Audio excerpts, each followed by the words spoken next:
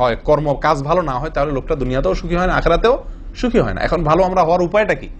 ভালো হওয়ার সবচেয়ে বড় উপায়, সবচেয়ে কার্যকর উপায় হলো ভালো মানুষের সঙ্গে থাকা। কি থাকা ভাই? ভালো মানুষের সঙ্গে থাকা। ভালো মানুষের সঙ্গে থাকার কোনো বিকল্প নাই।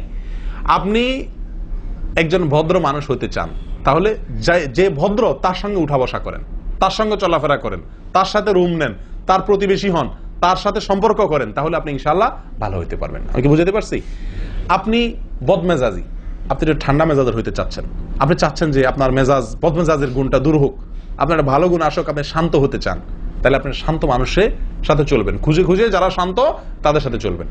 কারণ মানুষের সঙ্গে থেকে যত দ্রুত নিজের পরিবর্তন করতে পারে, অন্য কোনো উপায় এত দ্রুত নিজের পরিবর্তন করতে পারে না। আল্লাহ সুবহানাহু ওয়া তাআলা কোরআনে কারীমে বলেছেন, ইয়া আইয়ুহাল্লাযীনা আমানুত্তাকুল্লাহ ওয়া কুনু মা'আস সাদিকিন।